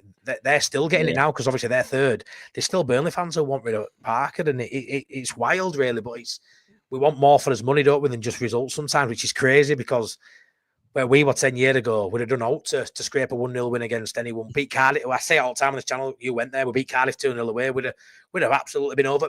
We did lottery 10 years ago, that. Now it's no. Yeah. I remember at Cardiff as well when they had the players like the Naylor. What was the guy, the Northern Irish international, he passed away? Oh, yeah. You know what I'm talking about? I do, mate. Unbelievable. I do. I can't remember his name. Do you remember that Cardiff side? They used to absolutely slap us. Steve McPhail was there. No, not Whittingham on it. Yeah, Peter Whittingham. Yeah, Peter Whittingham. Yeah. Unbelievable left foot. I think Jay Botroyd was with him at that stage as well. I think McPhail was in that. Steve McPhail was in that squad as well. Yeah, he was. Oh my God, that Cardiff team used to slap us up, lads. All the time. Slap us up. Yeah. Just want to touch on that. Solomon in 10. We've spoke about it a lot. You both agree it worked, don't you? Oh, 100%. Yeah. It's just every time the ball came to him, the way he was just knocking between his feet, trying to get between the lines, even though he's passing it, he looked really on it. And he looked very, very annoyed to be taken off. Well, he was as hell. Yeah, madness. On Mayo. Mayo leads one. Mayo Parag stays away for his transfer window. Yeah, me too, mate. What's that? What's that? What accent was that? God knows, mate. I ain't got a clue. I've been watching Squid Games, so it's probably one of them. That was brilliant. Park said today he's happy he doesn't want to upset their squad. Yeah, I know, Danny. I don't read too much into it, but yeah, maybe not. Paul Brennan says, hopefully in the FA Cup, Joshua gets a start along with Isaac. Would love Joshua get a chance at least 30 minutes on the park. He's a big unit and well fit. Yeah, he is, mate. I really would love to see Gilavogi get more game time. Imagine he scored, lads. It'd be unreal. Imagine. He'd be happiest man in the world, wouldn't he? Yeah, so good. Burrows is a good player, mate. I really like him. Sheffield lost Arblaster. Yeah, massive loss to them. Him and Suter goings but like I've said from day one, they will strengthen them, and Burnley will go get players. I think the possibility of Hamer. Sorry for cutting across, mate. Obviously not coming like us. I think it's wild to. You'll have some people saying, "Oh, let's go get Hamer in January." I don't think that's going to happen. But could there be a possibility that he actually moves on from Sheffield United altogether? You know, maybe moves out to Europe, because I think there could be, lads.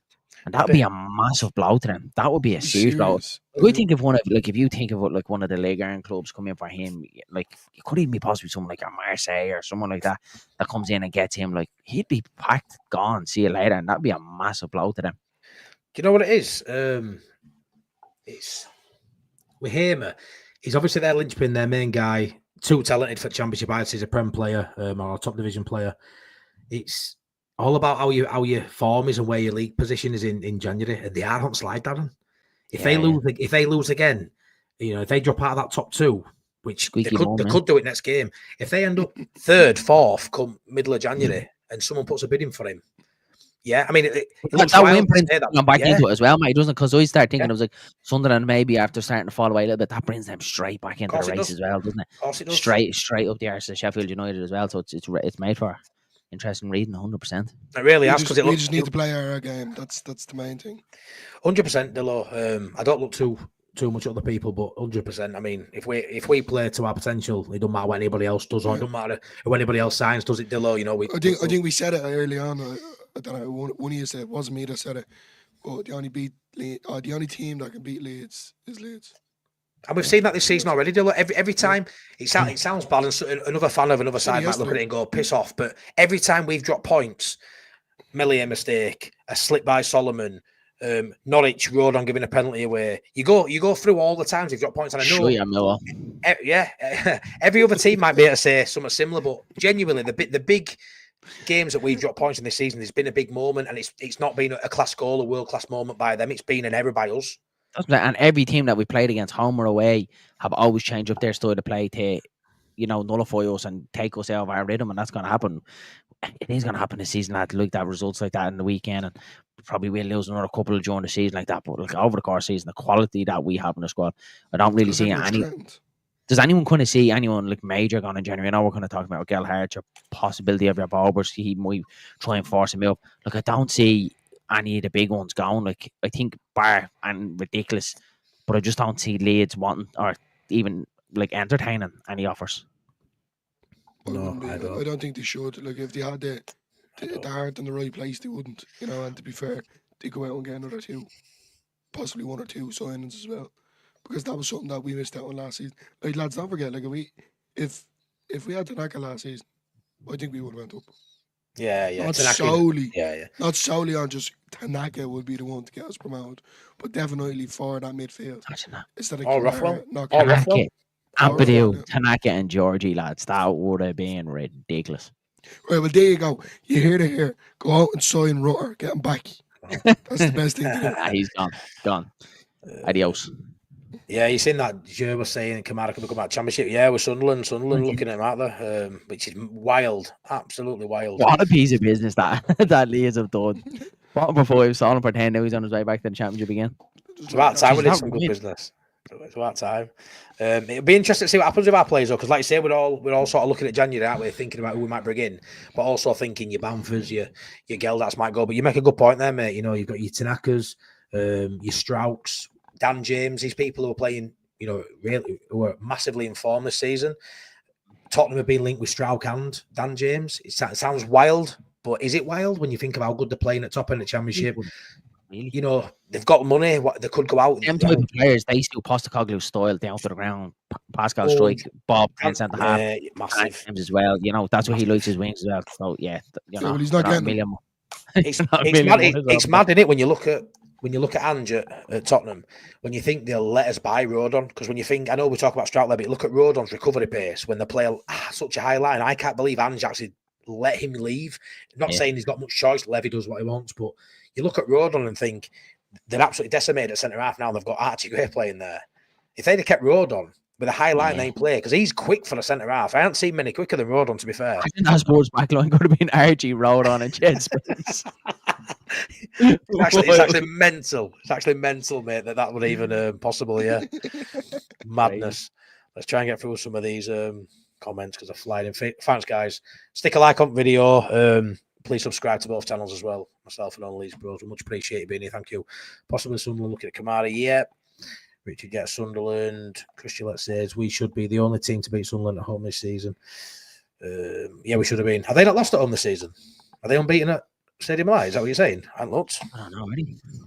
Wow, that's decent. That's some stat that, if true. I know they've drawn a lot of games, won't they? But yeah, they might not have lost there. It's true. Only Leeds can beat Leeds. It's very like something Yoda would say, though. Go in the cave, Leeds. Face your biggest fear. Oh no, it's Paddy taking a penalty at Wembley in the playoffs.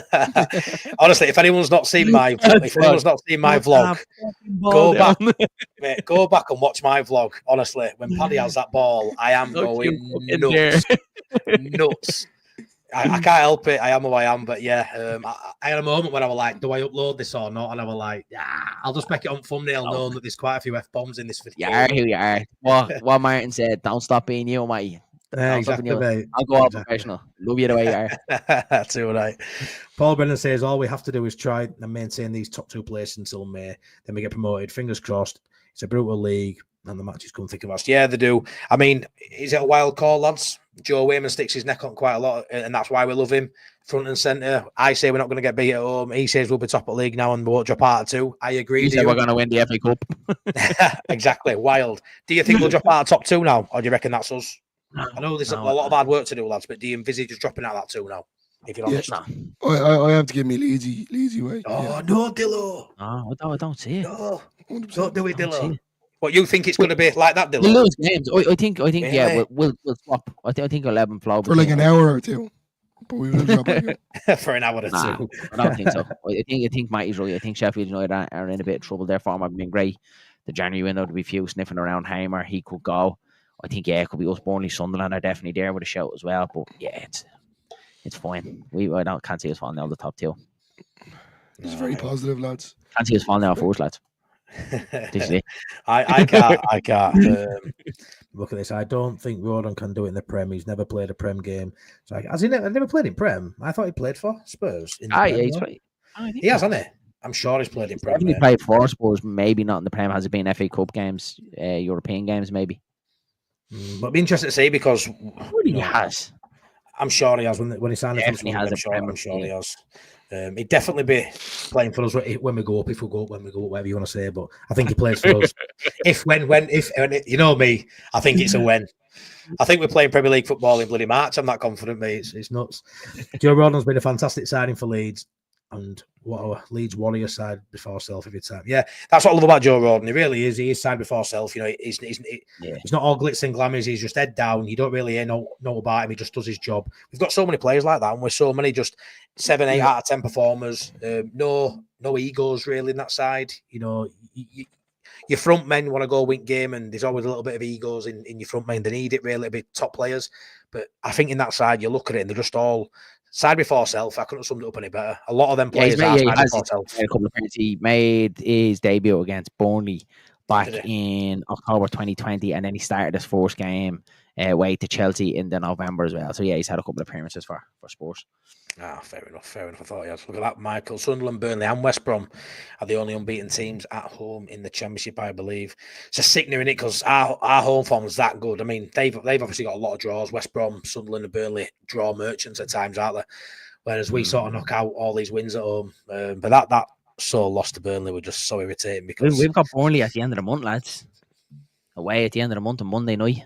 That's the 0-0, 1-0. There's not going to be much, but that is a massive. We've got Hull, obviously Harrogate in the FA Cup, but the next league game. So Hull, Sheff Wednesday, Norwich at home, Burnley away on the Monday, and then Cardiff at home then on the Saturday. That's the next 5. That's a tricky that. Norwich at home, Burnley away, and then Cardiff should be down Cardiff. Like you're probably saying there definitely 3 definite wins. Should be beating Hull, have to be beat Sheff Wednesday at home. Norwich at home might be a bit of a tough one. Boris Sainz is a good player for them. We know they're going to bring. Had to beat in Cardiff, but that back to back of Norwich at home and Burnley away, that's going to be tough. And we play Norwich on the Wednesday night, the 22nd, and then Burnley then on the Monday, 8:00 kickoff. So that's going to be a tough game. That's a big one. I mean, that Norwich one at home, lads. Someone finally agrees with me. You look at Norwich.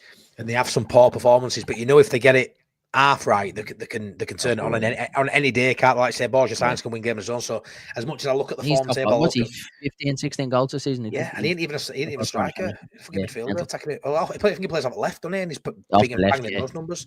I don't know how many assists he's got, but I'd imagine he's got a few of them as well. But it's a tricky run that, like you say, Norwich and Burnley back to back. That's massive difficult games. Them like you can't even guarantee more than 3 points in them games for me because Burnley away, and I'm the ultra massive positive fan. Me, you know what I'm like. Like, to call even a draw makes me feel sick. But that Burnley one, I'll still say 3-0 when it comes to actually predicting it. You know what I'm like? 3-0. That's it. 3-0. That's one of them you look at. You're like that Burnley one, lads. That still haunts me. I know the Sunderland one was a bad one, but see that Burnley game. Like, honest to God, lads, I was gonna pack in the YouTube channel after that game because obviously me and Dylan, we did a watch along, but decided not to upload it. we were like, no, we're not even gonna do it. And then we post match, lads. Like, I couldn't believe how much we dominated them at Ellen Road. And we slipped and gave away that goal. That was just horrendous. We owe Burnley 110%. Going over in March. What game are you going to? Yeah, what game are you going to, mate? I know you're flying over from Northern Ireland like these boys. We're playing Millwall, Dillo, the day before. No, we're not. It's actually changed. The Wednesday night before Paddy's weekend. What's next game you're coming over for, lads? Anyway, what's next game you're coming over for? Have you gone up, nailed on? What was I looking at? I was looking at Harrogate. I was looking at Cardiff. That's Saturday. Saturday the 1st of February. I was looking at that one as well. I was also looking at the Sunderland one on the Monday as well, Monday the 17th. That's an 8 o'clock kickoff at Ellen Road. I'd love to go to that one as well. I think that'd be a good match. So yeah, either one of them two, I think in February, you're going to be looking at one of them. I know what these two are thinking, chat. They've been looking at fixtures and looking at trying to predict the weather forecast and thinking, I'm only coming over if it's a stormy weather day. Just in and out on the day, love. Yeah, in and out one day, yeah. It's torrential downpours and thunder and lightning predicted for just at round kickoff time. I was coming into Leeds. I had a great time. It was for holding hands that day going into Leeds. Like, I've flown into Leeds, I don't know how many times since I've 13, 14, go to 10 odd games a season, and that was by far the worst landing I ever had. Me and Dylan were actually holding hands going in. We thought we were gone, lads, but at least we got there. We couldn't get out, but we don't mind that, but at least we got in. As I said, but come here, I thoroughly enjoyed myself. I had a great time. Ooh, that signs up for a 6-match ban for spitting, says Tony O'Shea. No way, is he? That would be a nice bit of luck, wouldn't it? Yeah. Put for Swansea game. That's where he's flying from Ireland for the Swansea game, I think. Swansea. Stand by Hannibal too. Yeah, it's nice to see him get a ban. Evie says Sunderland was worse. That's a Saturday as well. Yeah, the 29th. Oh no, we're in Glasgow that weekend, also. Yeah, 100%. Yeah, it's true that Evie. That Sunderland game was bloody awful how it ended. But yeah, the Burnley game was frustrating because we had plenty of time to still get something in that, and just one of them teams, Burnley. Certain teams in there where if you go one behind, you might as well blow up full-time whistle. And Burnley's one of them sides. If you go 1-0 down to Burnley, it's going to really struggle to come back and win that game. The Burnley match was just painful the whole game. Like, we dominated, and then the way they rolled off. I know the Sunderland, but we were actually really good against Sunderland. Now the football was good, it was enjoyable. The goals we scored with the Pirro header and all, but yeah, that Burnley one, lads, that's just sickens me. Yeah. Tony, I did hospitality for the Middlesbrough game. Brilliant, really good. If you haven't done it, anybody, and you can get there and do it, really recommend it. I know there's different levels to it. Yeah, there's a St. Henry one that I done a couple of years ago. I didn't really like that because it's like real fancy sit down like meal, and that's your level, mate. You posh stuff. Yeah, posh politics, mate. You know, look at me, all nice and posh, mate. Yeah. All I want is a pint of Carling and a pie.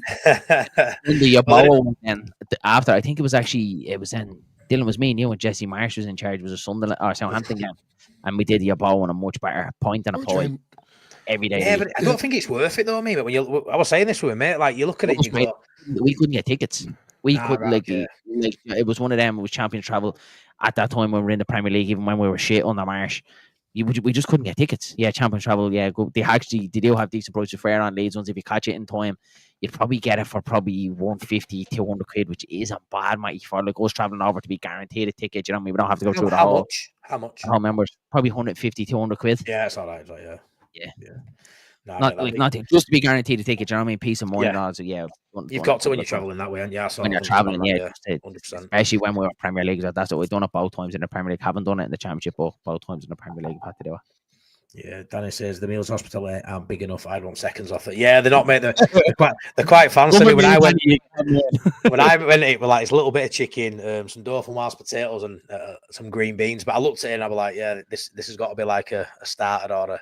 Where's the rest of it? Where's the rest of it? Yeah, but it's one of them. I think the Yeboah crossbar's about 9,500 quid, something like that. But you think you can get a ticket for 50 quid, all you get is a pint and I think a programme. So you can't really make your money there. But strategically, looking at the one I went for, I got it for work, but it's about 140 quid. Your ticket's about 50 quid. So you got 90 quid. But you've got 90 quid's worth there where you think if I get in there and have 6 or 7 pints before and have a 3-course meal, a few after, you can sort of, it can be worth it. But I'm not a massive drinker, as you know, so I didn't get my money's worth. But luckily, you wouldn't stop drinking when we were over. You were forced to drink. Every time you looked at you were at the bar. Look, lads, if anyone in the chat, if you do get tickets on myself and Darren and obviously Matty goes some regularly are over, just do it like us. Just get your ticket, get a heap of points into you. A point at half time. I'll do it. You can come with us for the day. We'll show you a great time. You mightn't get home if you're coming from Ireland. Show you a great time. What are you promoting here? you mightn't get home on the plane because me and Darren decide to dodge flights every now and again. Could be a storm that weekend. That's all I'm saying. Imagine we'll show you a great time.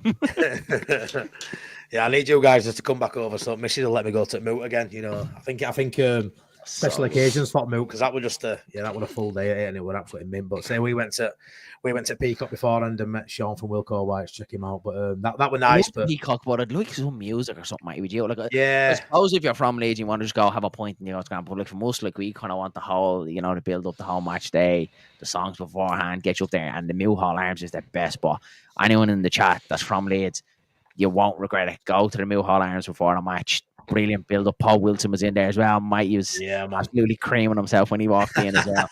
Mate, I'll put a fanboy in, mate. I love it.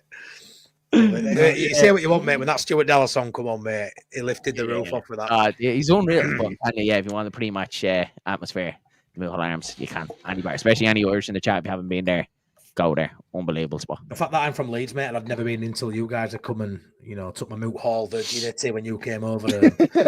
Just never looking back, mate. Just absolute legend. I mean, like we said before, it was such a good day, though, wasn't it? It was Oxford. That's it, just Oxford. And what a day! What a day! You've been going for 2 years. It one of your best, wasn't it? It was like an emotional roller coaster. We were all on a high. Then all of a sudden, you were trying to get me to get married so you could have a stag in Leeds. Then all of a sudden, it went back up. Matty spent about nearly all his wages on taxis that he kept not showing up. See, people ain't see it. They're only seeing the positives. Didn't see all the negatives. Half time, Darren got a message saying, remember we got out of the taxi at Ellen Road because obviously you were trying to order them and they kept taking your money and cancelling it. And when we got out at Ellen Road and you were like, fucking, I have to spend about 90 quid in taxi. I was like, yeah, it's about time because you never got around. You would go around the taxis. Jesus wept. Oh, look, the wife's listening. See, you say one thing. You know what I mean? Yeah, give them an inch, they take a mile, huh? I know, yeah. Madness. It's a madness. Well, guys, anyway, we need to get predictions for Hull before we wrap up. Darren? 4-1 late. 4-1. This is why you're bottom at table, mate. This is why you're bottom not at this table. week. This is the week, mate. We say it all the time. Dillo, let everybody know in chat who doesn't know about his little wager. Oh, yeah. So for anyone newcomers or anything like that, this is very exciting, lads. This is deadly, this is. So myself and Darren and Matty do a prediction for every single Leeds game. Whoever gets it right gets a point, obviously. So Matty's sitting on top. What are you on, 3 or 2? 3. I'm sitting up there with 2. And Darren is sitting up there with a big fat 0. So the loser of that come May when Leeds do get promoted back to the Premier League. The loser has to eat a hot chip challenge live on the final point. Can't wait for that. So yeah, there'll be a lot of toilet roll in the freezer that night. Anyway, that's for sure. Cannot wait for it. And Darren, this is the week, lads. This is the week we got off the mark. This is it. We're past halfway season, Darren, mate, and you've got to get at least 3 to eat, even me, mate. Plenty of time. It's a marathon, not a sprint. Plenty of time. Chris in there. 2 to Leeds. 3 to look at this for Danny. How positive is that for Danny? Well, if Danny says 3-0, I'm saying 6. I was speaking to him and I told him, Danny, New Year's resolution, I need more positivity from you now. Got me lovely yesterday, mate. Yeah, I don't know if you've seen it. We were doing the watch along when the penalty came in. We were obviously a couple of seconds behind, but Danny's in the chat. And I pulled it up and Danny said, "Ban for taking the penalty." And I was like, he better not be. Absolutely, you had me on stream. He likes breaking news, does Danny, doesn't he? Oh, he got me, man. And then Strike had the ball and I was like, Danny got me lovely. Madness. My poor toilet roll. Thank God. Right, I'm going with I'm gonna go with 3-1 to Leeds. Oof. I know you're going to say 3-0, mate. I'm not actually, mate. I'm not. If you say 1-0, I'm going to smash this laptop up to pieces. I'm going to say 3-0 at half Big up, time. Tony. No, I'm not really. I think 2-0. I think 2-0. I'm going to be fuming if it's 3, but yeah, I'm going to go 2-0. I'm going to go decent performance. But yeah, we don't blow them away. I think it's one of those games where it's just, in and out, done, no dramas. I think it's one of them sort of games. Yeah. I go 2-0. Yeah, I think we're going to smash them. Yeah. 3-1. 4-1, what it? 4-1. Oh, okay. Yeah, we'll go with that. Okay, through these last few comments, Amy, 2-0. Yeah, same as me, love. Darren be feeling hot. It's definitely going to be you, Darren, my mate. Definitely. Never, mate. It's going to be you, buddy. Yeah, this is right though, Chris. I'm still waiting for Farke's Leeds to put them to the sword and put 5 or more past them. Never scored more than 4 in a game with a Farke. No, and it's something that is a bit of a bugbear of mine because there's a lot of games it's sat waiting to be done. But what I will say is he averages more than 2 points a game. So are we that bothered? Do you know what I mean? We get plenty of, to be fair, lads, we get plenty of 3-0s, don't we? To be fair, we get plenty of 3s and 4s. Yeah.